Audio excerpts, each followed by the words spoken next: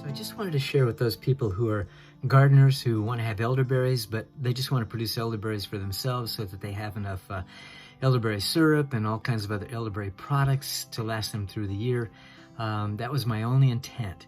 I built an experimental place where I could try 11 different varieties, and I planted them all by stick. In other words, just cuttings. And I wanted to show what the result of that was in the first 2 years. And I'm not going to get into some of the detail. I've covered a lot in other videos that I have showing pictures and stuff.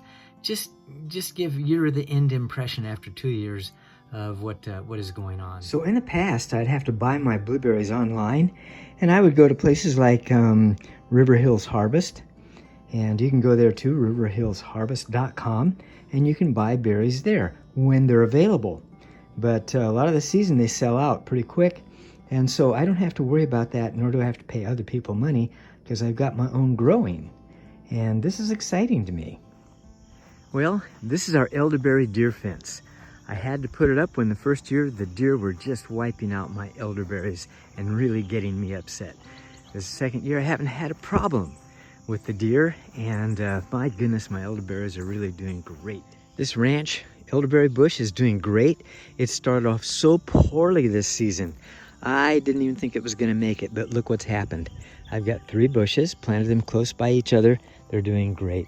This is my Bob Gordon, and boy, it's his second year for him. I planted all of these as just sticks, and they're doing really well. The Bob Gordon produced big clusters of berries, and they came in kind of all at once, and I loved it.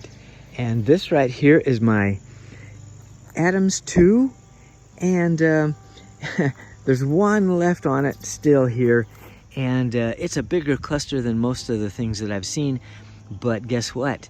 This is a small cluster compared to all the big clusters that came off of it. So again, this is the Adams 2. The plants are taller than me, and not only that, but they're sending out roots and they're growing outside of my fence. I didn't like that, so what I went in is I found out the runners that were producing these. I cut those runners off. My plants immediately started to go into dehydration mode, like they were going to die. And then, because I watered them so well, look at them. They're really doing well. And I want that to happen because I want to pluck these out of the ground with a good root system and plant them this fall in other places of my garden to propagate that particular type of bush.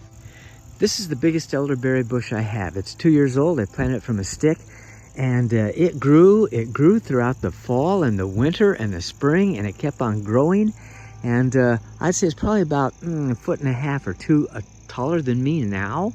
But I want to show you something about how it's producing these berries. So even now, after all the others are going dormant, no longer producing, this one's still putting out flowers and is still putting out berries. Let's see. Oh, see flowers right here. Let's see if we can see that. And it's got these berries right here, just clusters all over the place. And so I just picked these this morning off of this bush, and they don't produce giant clusters, but they produce all year long. Now I'm showing all this for gardeners who are just wanting to be home gardeners and maybe grow some elderberry plants. I planted about 11 different varieties here. All of these at this point from here on out are those that are 1 year old. My Pocahontas, only one survived. I don't know why, because all the others I planted before did well. My Wildwood, only one survived, barely, just barely. And then I pulled out a bunch of others because I saw they weren't going to be that kind of a productive plant that I wanted, and they were growing well.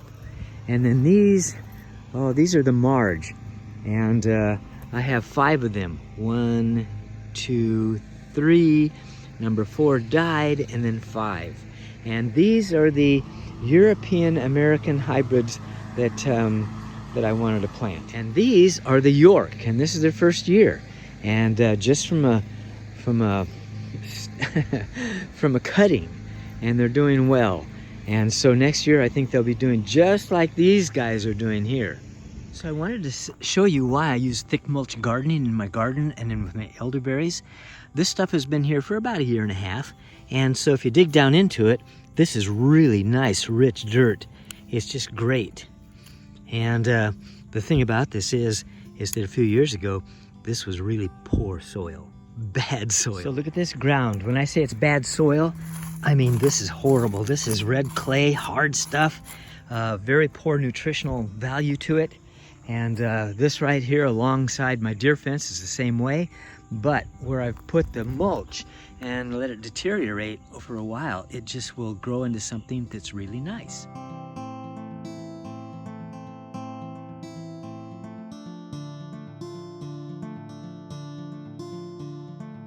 You can see the mulch around my plants, and the good thing about it is it keeps in moisture so well. I don't have to water these all year long, and that's one of the things that people are really concerned about. So that's one of the secrets I have for growing my elderberries.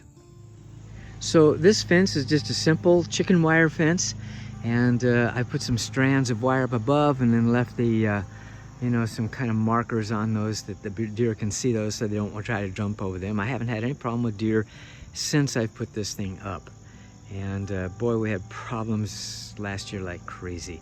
So I think the fence has proved to be, even this small, well, small, this not so expensive fence compared to others was really the key to helping me really get excited about my elderberries.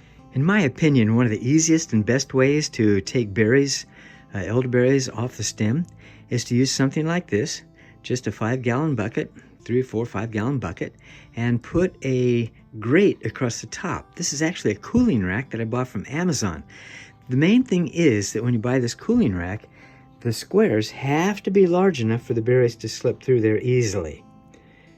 Now, this is end of season, so all I have is the one bush that continues to produce all the time, but it produces small clusters of berries. But I can still demonstrate this so you get the idea in general. But just take your hand, cover them up, and apply a little gentle pressure. And I need somebody to really hold this bucket in its place so that I can move my hand around the way I need to. Let's see how I can do this. Maybe I can put an elbow on it to hold it down. Okay, just roll your hand around and look how the berries just fall off. It's really kind of neat. And I could do this with a little firmer hand and all of them would come off, but I think you get the idea. It is so much easier than other methods that I've seen on YouTube. So with just a little firmer pressure, you see almost all the berries are coming off here. And, well, did that crush them? No, not at all. As a matter of fact, well, some of them may have been, but when I look at these and get them out of and wash them, they're all looking healthy and great.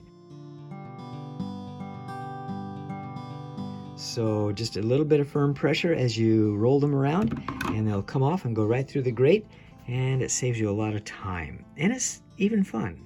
So these squares are about 5/8 of an inch when you compare the size of the squares.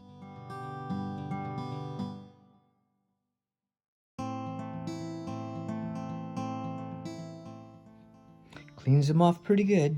So this morning, the berries that I got that were end of season, I went ahead and washed them up and I put them in the freezer. These berries right here, they came off of Clark Road instead of my berries.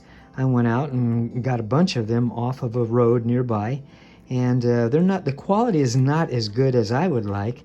The berries that I have produced, the Bob Gordon, the Adams, those are really a better variety. And but anyway, when I get these, sometimes I'll freeze them or dry them. But I've got a bunch of them here in this bag, and I don't know how many bags I have that came out of my garden just from the second year. When I dehydrate them, I also put them into these plastic bags and then put them inside of a quart jar. So I have 6 quart jars back there, along with all those that I have in the freezer. They're definitely going to last me all year.